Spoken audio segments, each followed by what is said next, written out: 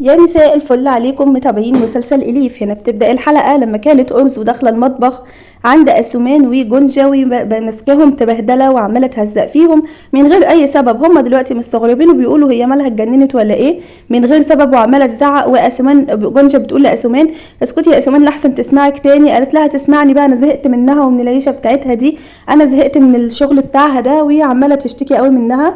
فجونجا بتقول لها معلش واضح ان هي مش طبيعيه، تحس ان هي مثلا مريضه او حاجه، فلازم ناخدها على قد عقلها علشان احنا محتاجين الشغل ده ولازم نعدلها المواقف دي.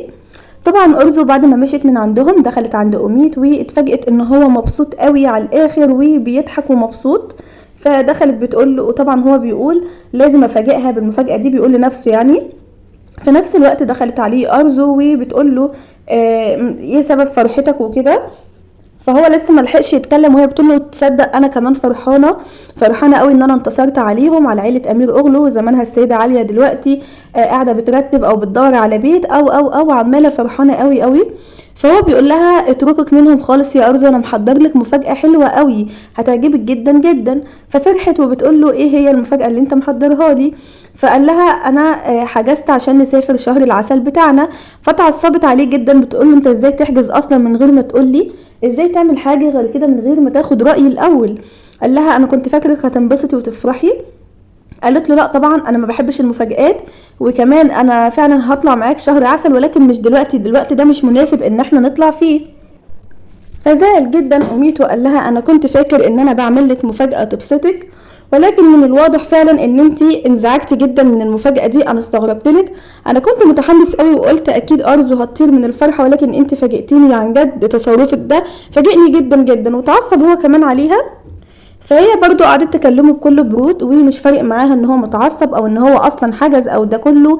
فقالت له انا مش هينفع اطلع خالص في اي مكان دلوقتي. هنا بقى السيدة عالية وانجي زي ما احنا شايفين قاعدين بيرتبوا المكتبة لحد ما يوسف يجي. هو طبعا كل يوم بيبيت بره المكتبة وهم اللي بيكونوا موجودين في البيت. طبعا هو في الوقت ده هنا بقى أميد خرج من البيت وهو متعصب وعمال يكلم نفسه ويقول هي غريبة جدا، مش مفيش اي حاجة بعملها كده من نفسي تفرحها، نفسي افاجئها زي كل الناس، ولكن هي مش عارف ايه طبعها، ازاي ما بتحبش المفاجآت، وعمال يكلم نفسه وكده. هنا إليف وهي خارجة من المدرسة هي وصديقها تايلان قاعدين بيتكلموا. طبعا هي متضايقة جدا وحزينة وتايلان بيحاول يهون عليها وبيقول لها ما تزعليش يا إليف. قالت له أنا كنت واقفة والمس بتسألني وأنا معرفتش أجاوب على السؤال، أنا محروجة جدا من أصدقائي.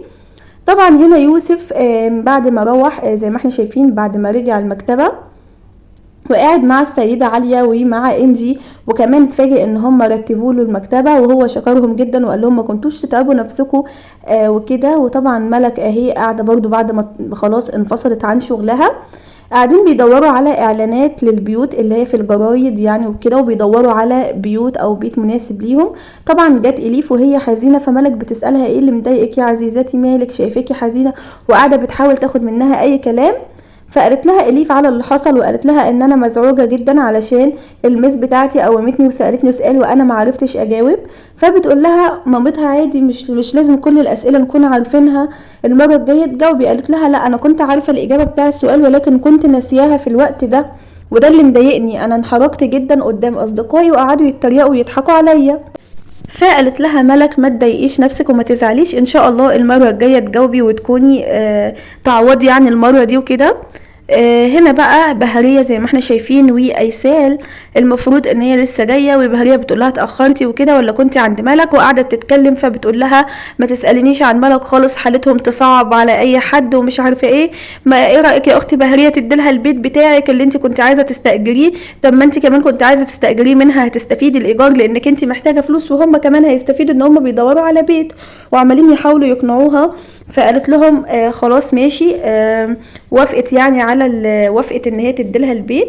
فهنا بقى سليم رجع زي ما احنا شايفين هو وزينب زعلانين جدا وحزانة علشان راجعين برضو ما عملوش اي انجاز وما شافوش بيت.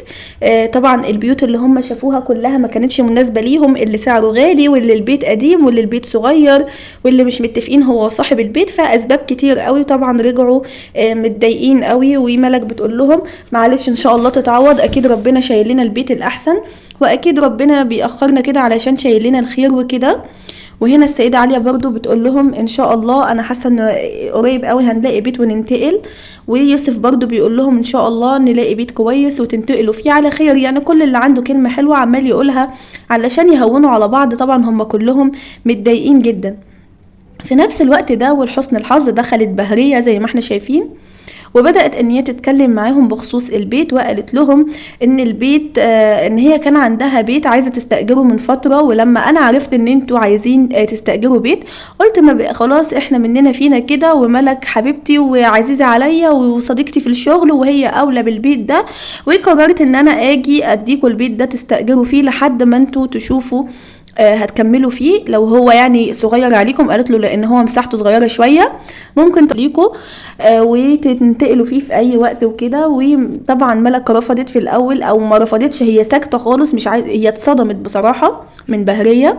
فبتقول لها شكرا وكده، قعدت تشكرها ملك ان احنا خلاص يعني لا احنا هنتصرف يعني. فراحت ردت زينب وقالت لها انا شايفه ان العرض مناسب جدا يا ملك، وان احنا خلاص فعلا ننتقل لحد ما نشوف بيت وكده. وهم يعني غلوشوا على الكلام، فوافقت ملك على العرض بتاع بهرية، وأيسال كمان قعدت تقول لها كلمتين، فوافقت ملك على العرض، ويوسف كمان شكر بهرية، وكلهم شكروها زي ما احنا شايفين. وقالوا لها خلاص اكتب لنا العنوان واحنا هنروح الصبح ننتقل على البيت. طبعا أيسال فرحت لان هي كانت السبب في ان هي تقنع بهرية، فرحت بصراحة ان هم خلاص اكيد اخيرا هيلاقوا بيت بدل ما قعدتهم في المكتبة بالشكل ده كده. فهنا خلاص بهرية هتكتب لهم العنوان، يوسف بيديلها الورقة والقلم علشان تكتب العنوان بالظبط علشان هم خلاص هينتقلوا في الصباح. طبعا كلهم فرحوا بالعرض بتاعها واطمنوا قوي، ولكن هم هيتصدموا لما يشوفوا البيت اللي هي بتتكلم عنه. هم كانوا فاكرين حاجة غير كده خالص، ولكن لما شافوا البيت بالمنظر ده هم انصدموا فعلا. وهنا ملك بتقول لنفسها عماله تشكر ربها ان خلاص المشكله بتاعتهم اتحلت تقريبا، ان هم خلاص مجرد ان هم عايزين يلاقوا بيت علشان يبداوا يستقروا ويتابعوا بقى حياتهم اليوميه عادي زي باقي الناس، لان هم كده ملهمش مكان محدد وكل يوم عتلانين الهم هنبات فين، وطبعا بيباتوا في المكتبه وده مكان مش مريح خالص للمعيشه زي ما احنا شايفين. وهنا زينب بدات تطمن وابتسمت كده. هنا تاني يوم في الصباح الباكر اول ما صحيوا من النوم زي ما احنا شايفين اخدوا بعضهم كلهم ورايحين على العنوان اللي مكتوب في الورقة علشان يدوروا على البيت. وطبعا زي ما احنا شايفين واضح من المنطقة اللي هم ماشيين فيها ان هي منطقة شعبية جدا جدا ومش من مستواهم تقريبا، ولكن ما كانش عندهم اي حل لان هم خلاص طبعا اعلنوا افلاسهم وما بقاش حالتهم اي حاجة، وده الوضع اللي هو قدامهم. فهم واقفين تقريبا عند البيت بس مش متخيلين ان هو يكون هو البيت ده لان هو بيت معفن، فعمالين يدوروا لا اكيد احنا وقفنا في حتة غلط. فللاسف زينب شافت اليافطة مكتوب عليها الرقم اللي مكتوب في نفس الورقة، قالت لها لا ده فعلا هو البيت ده على فكرة. فكلهم بصوا على البيت وانصدموا من شكله، حتى الاطفال انصدموا من شكل البيت لان هو شكله ان هو قديم وكحيان على الاخر. فخلصت الحلقة هنا على كده، ونستنى نشوف الحلقة الجديدة ايه الأحداث اللي هتحصل فيها. هشوفكم على خير الفيديو الجاي، والسلام عليكم ورحمة الله.